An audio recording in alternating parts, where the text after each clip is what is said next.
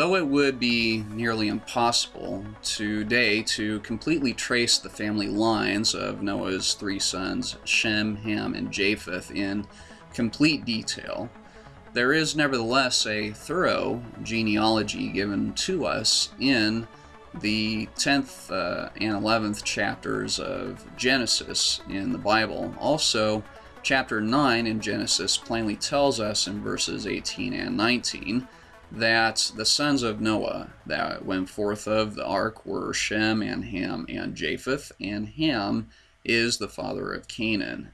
These are the three sons of Noah, and of them was the whole earth overspread. So this is the shocking claim that is made unapologetically by the Bible up front. And after careful searching, I have determined that there still remains enough corroborating evidence in world history outside of the Bible to reasonably prove to skeptics that this is indeed a very true and reliable statement. So I will now include the following information for the viewer of this film to consider.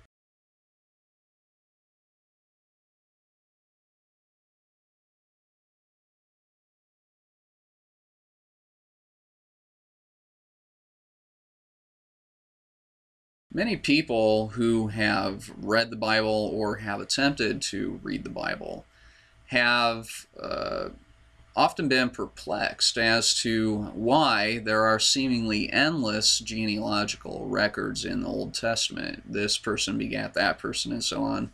And it does get a bit tiresome to read that at times. And so at first glance, there would seem to be no practical reason for those genealogies to be there. But what I would like to show you, and this is something that I learned pretty early in my Christian experience, because I had always wondered why those genealogies were there as well. But with a little bit of study into the topic, I quickly found out why they are in fact there. And so this is what I'd like to speak with you a little bit about right now, because this will kind of lay the groundwork for what I'm going to do here in just a moment. What I would like to show you now is that there are actually several very good reasons for why those genealogies are included in that book of Genesis in the Bible. Because the Bible does make some pretty outrageous claims, and so one of the reasons that those genealogies, one of them is the very purpose that I'm going to use them for in this video, is to actually trace the lineage and then show you in the real world where you can find the names of Noah's three sons and their descendants in the names of nations, cities, people groups, and so on. And so you would have that as one reason. And another reason is to calculate the age of the universe. And probably the last reason is to trace the lineage from the first man Adam up to the Jewish king named David, and then further still to Jesus of Nazareth. And so that really, those are topics for a discussion of another setting and another time, and so I'm not going to cover those here. What I'm really going to focus on is the first reason that I stated, that those genealogies can show to us that there were real people who were named as the Bible names them in the earliest histories in the world after a global flood. And so that's what we want to look at now. So one of Noah's sons is named Japheth, and we're going to actually focus in on his lineage and his family line. If we were to look at the lineage given in Genesis chapter 10 concerning Japheth, it would look something like this.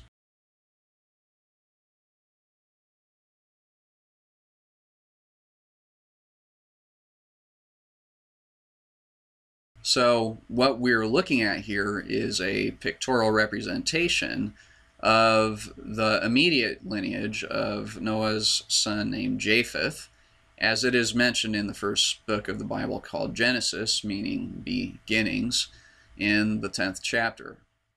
This table shows us that Japheth has 7 sons himself, and it also shows us a little bit of information about some of his grandsons. Daughters and granddaughters also would have been born, but they are not mentioned because the family line is traced only through the male children, who would then go on to explore new territories and build cities, establishing their habitations through constant migration away from Mesopotamia and Sumer. What I aim to do in this video is to show that many of the names mentioned in the Bible as being the very first persons descended from Noah's sons and who would have began to populate the earth after the global flood are indeed present in sources outside of the Bible and are found in early human history long before the Bible was ever written. What this really suggests is that the Bible is giving us a true record of real human history from a source which would have saw those events as they happened, as they unfolded, later relating that information to a man named Moses. And that source, of course, would be God himself, and it is why the information which I am about to challenge you with will seem so convincing and shockingly accurate. We would expect that if God is giving the information, that it would certainly be accurate. I myself was inspired to do this after reading a great book on this topic by a British man named Bill Cooper, titled After the Flood. In his book, he traces the genealogies of the very first British persons to an explorer named Brutus of Troy, who supposedly sailed to the island we now know as Britain from Troy and settled there, which is why Britain seems to have derived its own name from the name of Brutus. In the oldest records that he was able to find, it seems that the ancient British royal families traced their genealogies to the very persons which the Bible mentions as Noah's sons and grandsons, even though the Bible had not been written when those genealogies were recorded. And the ancient British, therefore, could not have been influenced by the Bible to write the things that they did about their genealogies. And I found that this book was very informative as far as the genealogies of Japheth are concerned, as well as his brother Ham, a little bit lacking with Shem, the third son of Noah. But I felt that I could take this topic even further than what the author of that book did. I saw some things that he missed, and I thought, well, I'll just go ahead and explore those things a little bit further. And that's really what this video series is about. What I aim to establish for the viewer of this film is that the reason that written history, entire civilizations, entire ethnic groups, cities, nations, and gods in the ancient world appear suddenly and literally from out of nowhere, and also coincide almost exactly with the Bible's date given to us for the global flood of Noah, is because the Bible is telling us real history. Let the viewer of this film consider further that these ethnic groups, cities, nations, and gods, are given the same names or names very similar to those seen in this table, as being derived either from Japheth or his sons and grandsons. This type of linguistic correlation was already seen in the previous 2 videos in this series. Stated otherwise, the Bible tells us that after a global flood, the Earth's current population began to be replenished with these men about 4,300 years ago. Now, we will test that claim against reality, and discover if it is in agreement with that claim.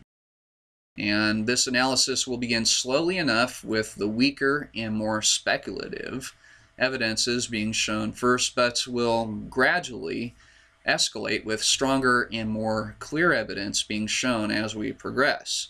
So note also that I have elected not to mention some of the names in this list. This is because in those cases I could only find a very small amount of evidence. It was based largely on speculation and guesswork, or there was no ancient historian which I could point to who wrote about these people. This does not mean that I do not believe those people existed. It only means that I could not give what I felt would have been sufficient evidence for those who are skeptical to therefore consider. So now let's go on to this examination, and we will begin with Japheth's son Gomer.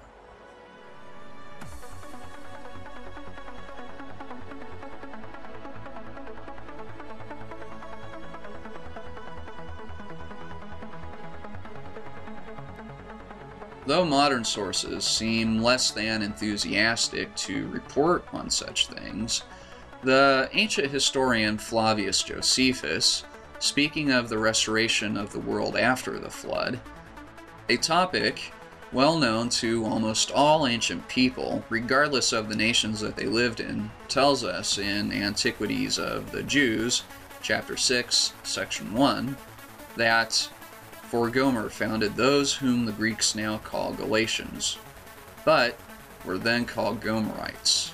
The Akkadians, whom I mentioned in the last video in this series,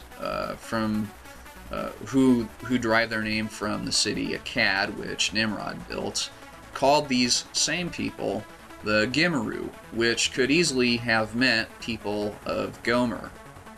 And we find on Wikipedia.com, under the heading of Gomer, that the Gimeru, or Gomerites, attacked Assyria in the late 7th century before Christ. This is similarly attested to by ironicaonline.org, under the heading Ashurbanipal of Assyria, who was mentioned in a previous video. From there, they seem to have settled in Cappadocia, where the Armenian name of that place is called Gemer, and which of course sounds very similar to the name of Japheth's son found in the Bible as Gomer. This can be seen from Encyclopedia Britannica.com under the heading of Sumerian. Meanwhile, the Assyrians themselves called these people the Gemeri, which could possibly have meant the sons of Gomer. This is mentioned halfway through an article on the following website.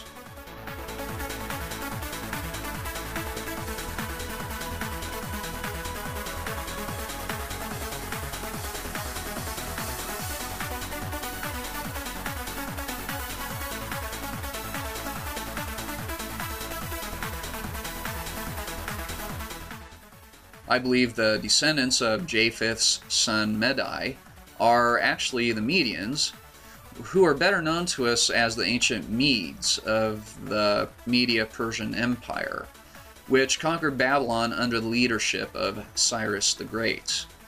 The Greeks recorded their name as the Medai, while the Old Persian inscriptions speak of them as Medah. The earliest surviving reference to the Medes that is found in secular or non-religious documents appears in the inscriptions of Shalmaneser III, king of Assyria from the 9th century BC, in which he tells us that he invaded the land of the Medes to plunder them of their fine horses. The Greek philosopher-historian Strabo and the Greek historian Herodotus confirmed the fact that the Medes were of Indo-European descent. And Indo-Europe is traditionally known as a large area comprising parts of Turkey, Western Asia, the Near and Middle East, Russia, and of course Europe.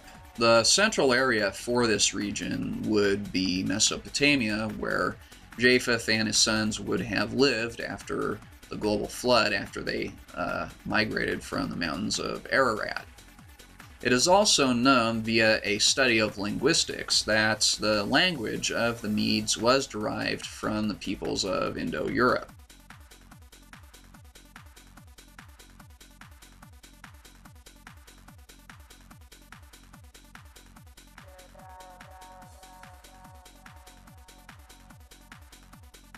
The ancient nation of Tabal, whose name is curiously similar to that of Japheth's fifth son, Tubal, was a kingdom in south-central Anatolia, just west of ancient Assyria in parts of modern Turkey.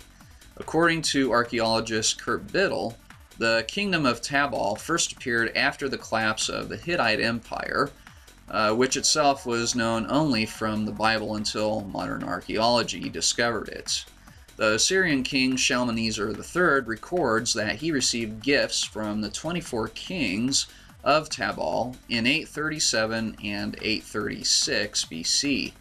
About a century later, King Barutash of Tabal is mentioned in an inscription of King Tiglath-Pileser III of Assyria. The kings of Tabal have actually left a number of inscriptions from the 9th and 8th centuries before Christ in the Turkish villages of Kalep Verde and Elisar. Tabal and its people are often also associated with the similarly named tribe of the Tiberini who lived near the Black Sea. These people, though obscure and unknown to most people today, are in fact mentioned in the works of Hesychius of Miletus, as well as the Greek historians Herodotus, Xenophon, and Strabo, who knew of these people in their own times.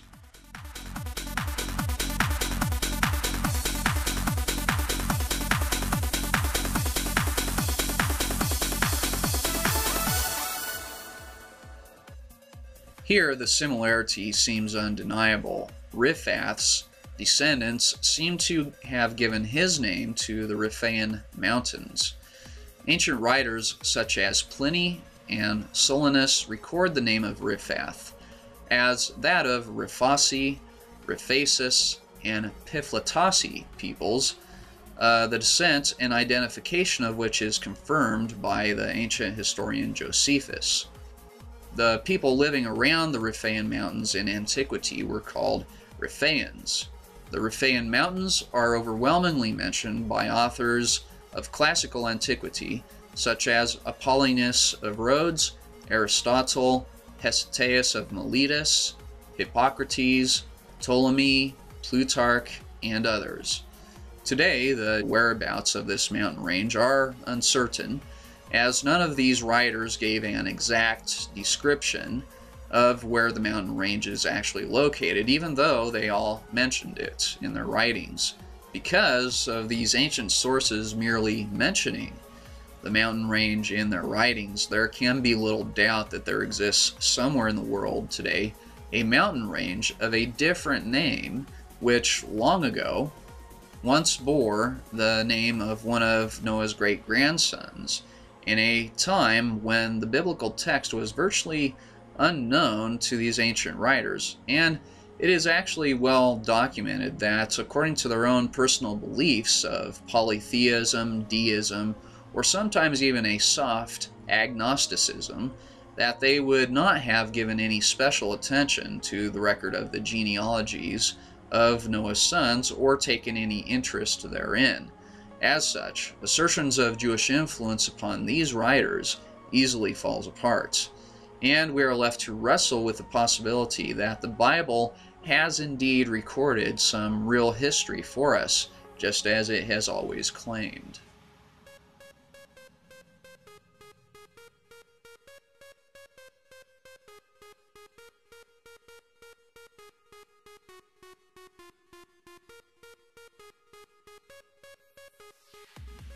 It is known from certain Hittite documents from the 14th century before Christ that the then region of Tegorama, which lay between Carchemish and Haran, was sacked by Isua, meaning the enemy beyond the Euphrates, during the early reign of Tedhaliah III. during his victorious campaign against Mitanni, Hittite king Suppiluliuma halted in Tegorama and inspected his forces before attacking and capturing Carchemish. The records of both Sargon II and Sennacherib mention the city of Tilgarimanu, which lay on the border of Tabal, the region where the people of Tabal, which I mentioned earlier, dwelt. It was after the destruction of Tilgarimanu that the descendants of Togarma became lost in obscurity, with no other trace of their movements remaining today. In line with the Assyrian policy at the time, when they would invade a territory, they would take the survivors, which they uprooted, and then place them in different areas throughout their empire, and then assimilate them into their own culture, and thereby erase the culture which they had formerly come from. The name of Togarma's descendants was given as Thragrama by Josephus.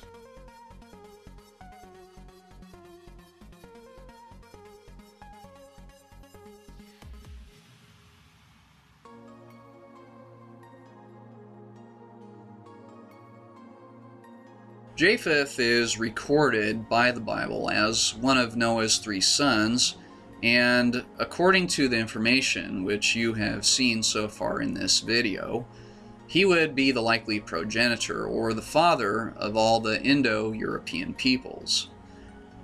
This extremely large swath of humanity is composed of people groups from India to South Asia to the Middle East and into Europe, and strangely enough, even though many people today would have no problem believing that all the world's population could originate from an ancient ape with DNA which is incompatible with that of any human being and therefore cannot become human, those same people might have a very difficult time believing that such varied cultures and ethnic groups could originate from one man who was already a man. It is easy to accept that the majority of Indo-European cultures did originate with one man when you understand that the modern study of Indo-European languages itself testifies to this reality, and that just as all varieties of dogs have descended from a more genetically complex pair of dogs in the past, and this would be true whether you believe in evolution or whether you believe in creation by God, so too it is possible for many different varieties of people to be descended from one person in the past if that person had a more complex genetic information in his DNA.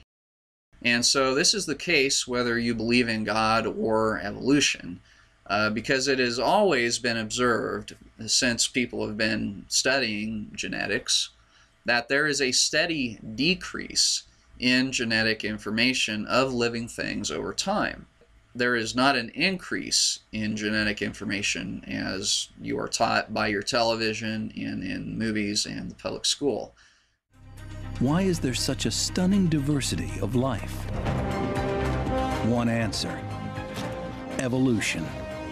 And that rift between science and scripture nearly destroyed the community.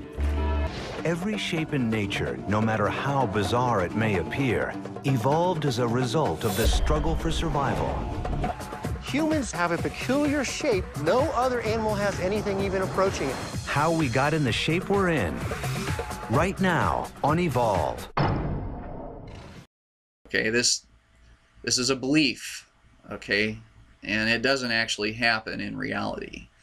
So genetic complexity either remains at a constant value or it is lost over time. Dog breeders and scientists understand this concept very well, even if they still somehow accept that evolution could have happened.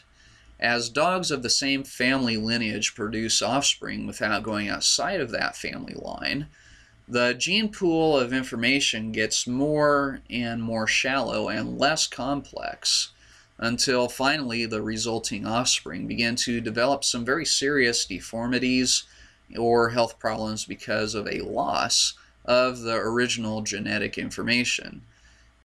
So you must keep in mind that whether we are talking about dog DNA or human DNA, the genome of either would have been slightly more complex at an earlier time in history, whether you believe in evolution or in creation by God. Therefore, at the time in which Japheth lived, his genetic information would have been slightly more complex, and he would have possessed a greater complexity of genetic information which no one living today possesses. From this greater genetic complexity would rise all of the different genetic traits of the different Indo-European peoples and ethnic groups. And this means that a greater potential for racial diversity was present in Japheth's genome, and also the genome of Noah and Japheth's two brothers. This means that a greater potential for racial diversity was present in Japheth's genome and would have therefore given rise to much more varied genetic traits as his descendants spread out over the earth, isolating themselves and thereby eventually limiting the gene varieties and eliminating the original diversity of Japheth's genetic information in his own DNA, which he then passed on to them. Therefore, as time went on, certain racial characteristics began to manifest themselves, such as body types, facial bone structures, as well as skin, hair, and eye color, which many modern evolutionists interpret as indications of either higher or lower stages of evolution from ancient apes, with Caucasian people often being perceived as the most highly evolved and least ape-like amongst all of the races, which in my opinion is a very wicked, immoral, and racist way to view your fellow man.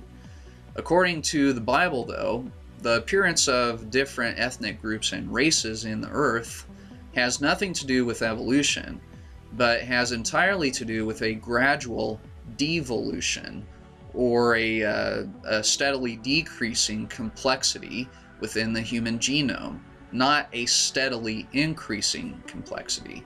And what this really means is that all the races in the world exist today because everybody in the world has a less complex human genome than Noah's sons did. And so that's why we now have different facial features, hair color, eye color, and skin tone, and all these different things, because different groups that have these different characteristics have slightly different genetic information. And so I'm suggesting that this isn't because some people have evolved better than others, and so we need to look at other people as less evolved. No, what I'm suggesting is that this is because after Japheth's descendants had spread out to different parts of the world, some of them got stuck in different pockets, in different mountain ranges and valleys. As they settled certain areas, they would stay there and then, continually intermarry with each other until the original genetic diversity, which would have allowed for that sort of thing, that genetic information goes away. The use of racial profiling as an indicator of a higher or lower stage of evolution is the sort of thing which the Nazis did in their search for the origins of the Aryan race. And in my opinion, it's a terrible thing to think that you're better than someone else because of your outward appearance. Okay, that's kind of silly. And so God, the God of the Bible, looks on the heart of man, not his outward appearance. And even Charles Darwin's book, The Origin of Species by Means of Natural Selection, was subtitled, "Or the Preservation of Favored Races in the Struggle for Life." And not many people know that. And certainly the History Channel, Discovery Channel, Nova, and the science textbook in your local public school, which are all indoctrinating you and your children with the evolutionary theory, they're probably not going to disclose that little known fact because it's kind of embarrassing, especially in today's culture of political correctness. And so they aren't going to talk about that. Charles Darwin could never explain why races aren't still evolving from apes either, and so that's a problem for evolution. In his day, no one knew anything about DNA, okay, and they barely knew anything about cells. In fact, they didn't know about chromosomes, mitochondria, or the written language of DNA, that it actually is a written code. They didn't know that stuff. The people who lived back then, they thought of cells as like little sacks of jelly, okay, because that's what it looked like when you put it under a microscope. Oh, that's a little sack of jelly there. And somehow it causes us to live. Okay, they didn't know very much about it. And so they thought it was very simple and very easy to understand a living cell as a sack of jelly.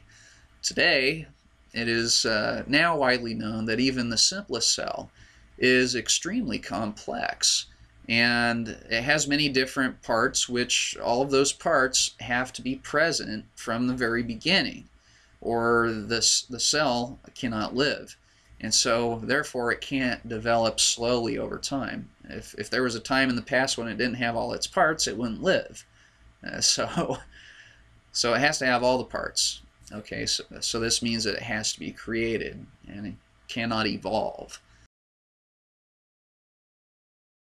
Additionally, because of less complex genetic information in Japheth's eventual descendants, certain susceptibilities to illnesses would arise in some of the resulting ethnic groups, as the DNA information to fight off certain diseases would have been greatly compromised or completely lost from those populations. And this is actually a problem which persists even today. And that's actually to be expected if the Bible is telling us the truth. This is why some races today are more prone to certain illnesses than others are, and why it has absolutely nothing to do with them being less evolved, but with having a less diverse genetic complexity since the days of Japheth and Noah's other two sons.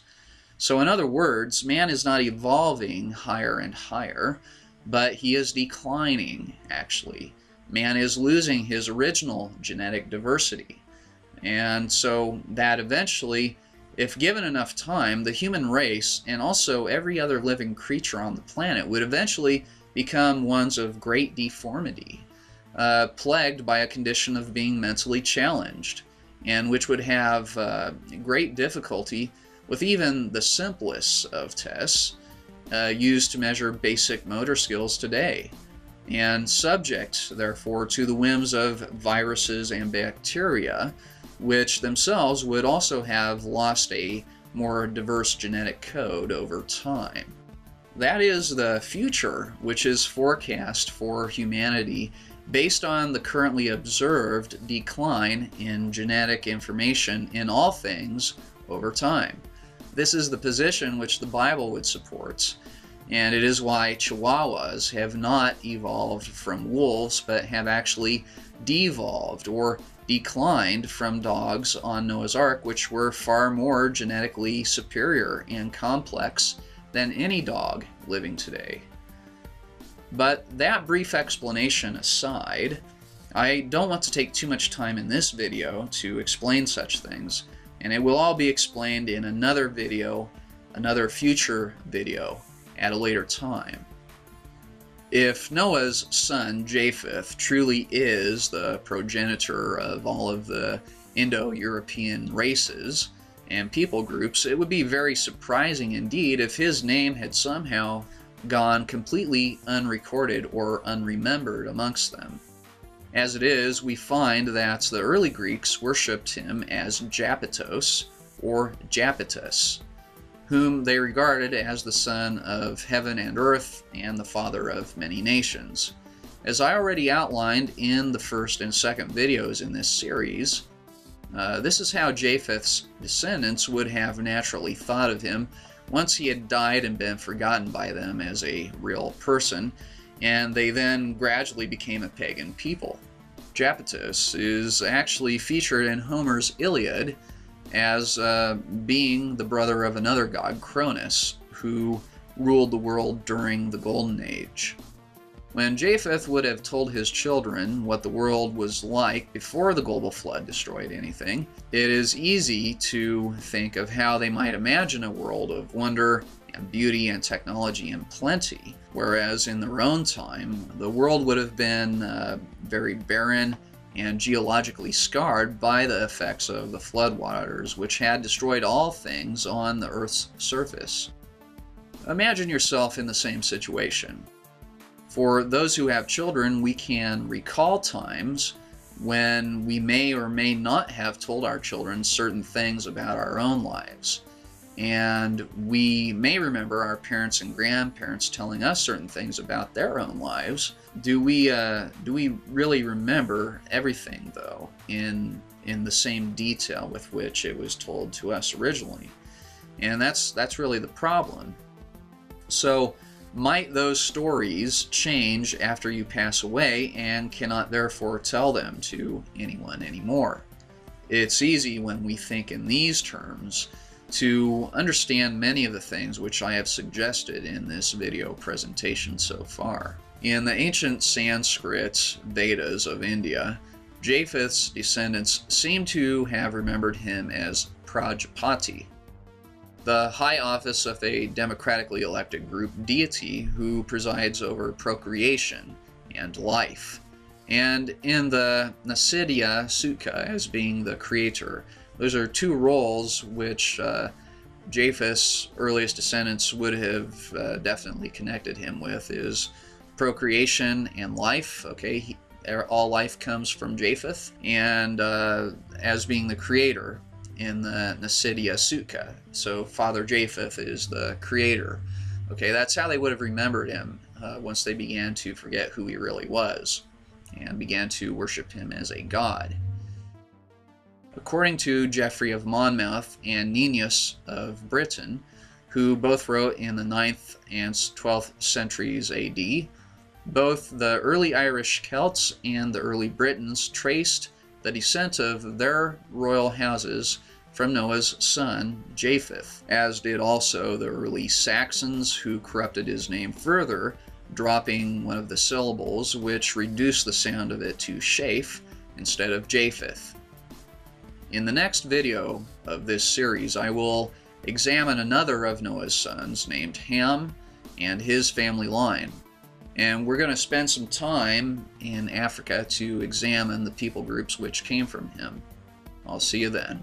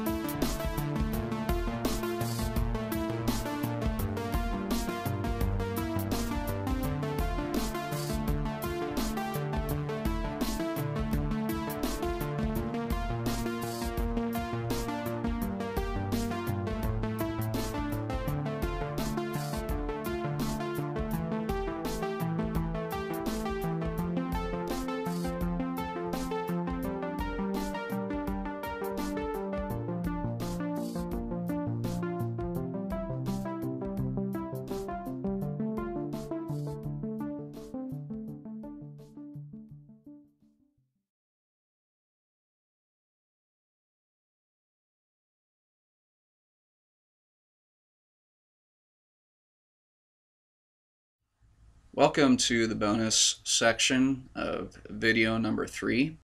I'd like to take a moment here to just make a few corrections on some things that I had said in an earlier video and also on this particular video. Just some minor corrections that need to be made, some things that I noticed that I wasn't quite satisfied with. In the first video, you may recall that I spoke about polytheism, and I guess I didn't even realize until I had watched it later that I described polyester incorrectly. And so polyester is a chemical bond of different chemicals, many different chemical bonds making a chain, and then you have a polyester fiber from that. Well, I described that incorrectly, so I just wanted to take a moment to set that straight. Also in this particular video, and some people are just sometimes really critical of these smaller details. When I was citing a particular individual, I said Apollonius of Rhodes, and it's actually Apollonius is how you would say that. And so I just want to correct that here. And also in the first video, I said that I was going to describe why in the context of evolution and atheism, it is not really possible to love someone. And so I didn't really set that straight, and I was actually going to do that in a later video, but I think that I can just take a moment to actually do that now. And the reason that I had said that is really pretty simple. According to evolution, everything occurs because of random chance. So within that construct, within that thought, that worldview,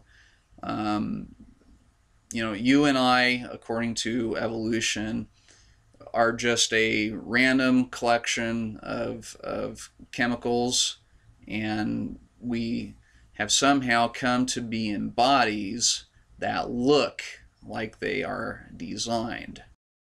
And what that really means for the evolutionist, for the atheist, somebody that doesn't believe in God, is that every thought that you have is based on a chemical reaction that occurs in your brain. So in other words, there isn't a spirit outside of your body which animates it, which is what a theist, a person who believes in God, would believe. But instead you just have a lot of chemical reactions going on inside of the brain, and thoughts come from chemical reactions. Thoughts don't come from an external spirit or soul that then imparts thoughts into the physical brain.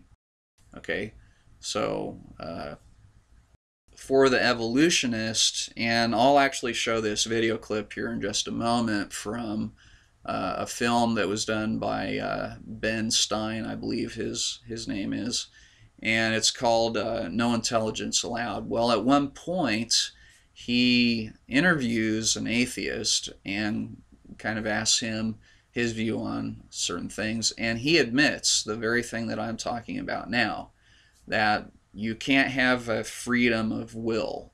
You can't have free choice, because remember, everything is bound up in chemical reactions. Now, if everything is a result of chemical reactions, then that means you can't have choice, because choice would mean that you are separate from this reality. Okay, choice involves spirit and soul and those intangible spiritual things. Okay, in order to have and make a choice, you have to be separate from chemicals and material stuff. You have to be able to make your own decisions and not be subject to simple chemical reactions. Now, if you're locked inside of a reality that is based only on chemical reactions within the brain, then you can't have freedom of will. because you're bound by those chemical reactions that occur in your brain. And so that's the basic argument of the atheist and evolutionist in terms of, do we have free choice? And the evolutionist, the hardcore evolutionist, the one who really knows what he believes, will freely admit, no, there is no freedom of choice. There is no way that you can make your own decisions as an individual entity, because everything's based on chemical reactions. So it's predefined based on chemical reactions. Therefore, there is no freedom of will. And that's what this man is going to tell you in this video clip. No gods, no life after death, no ultimate foundation for ethics, no ultimate meaning in life, and no human free will are all deeply connected to an evolutionary perspective. You're here today and you're gone tomorrow, and that's all there is to it. Dr. Will Provine, professor of the history of biology at Cornell University, gave us another disturbing glimpse into where Darwinism can lead. Oh, I was a Christian, but I never heard anything about evolution because it was illegal to teach it in Tennessee. Dr. Provine's first biology professor changed all that. He started talking about evolution as if it had no design in it whatsoever. And I came up to him and I said, "You've left out the most important part." And he said, "If you feel the same way at the end of one quarter, I want you to stand up in front of the students in this class and tell them this deep lack in evolution." And I read that book so carefully, and I could find no sign of there being any design whatsoever in evolution. And I immediately began to doubt the existence of a deity. But it starts by giving up an active deity. Then it gives up the hope that there's any life after death. When you give those two up, the rest of it follows fairly easily. You give up the hope that there's an imminent morality. And finally, there's no human free will. If you believe in evolution, you can't hope for there being any free will. There's no hope whatsoever of there being any deep meaning in human life. We live, we die, and we're gone. We're absolutely gone when we die. Dr. Provine is no stranger to the prospect of death. Nearly a decade ago, he was diagnosed with a large brain tumor. Let's suppose my tumor comes back, as it almost certainly will. Well, I'm not going to sit around like my older brother did last year, and he was dying of ALS, Lou Gehrig's disease. He wanted desperately to die, but we couldn't help him die. I don't want to die like that. I'm going to shoot myself in the head long before then. I'm going to do something different. I hope these are empty words for my friend, Dr. Provine, because shortly after this interview was recorded, he learned his brain tumor had returned.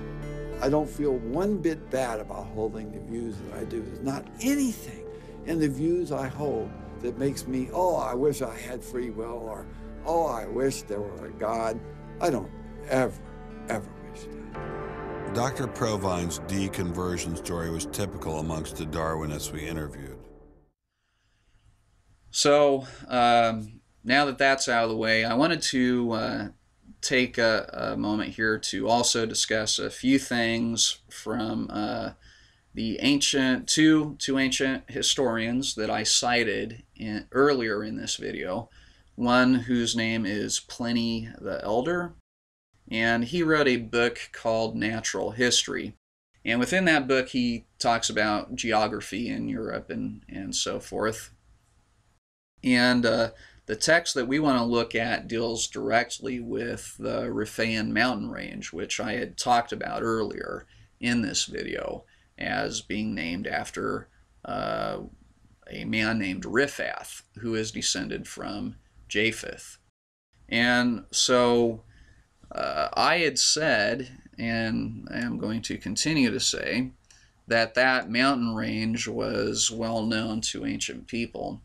And so the fact that Pliny the Elder mentions it in his book at all tells you that he knew about it, and all these other ancient historians knew about it, whom I mentioned earlier in this video.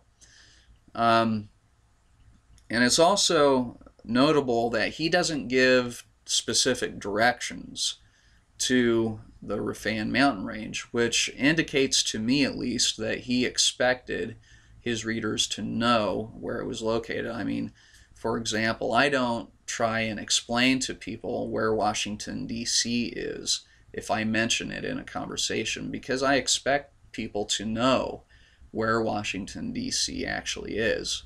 And for that purpose, I don't have to then go on to explain to them where it's located. Nevertheless, Pliny does give us some hints and clues as to where it may be located.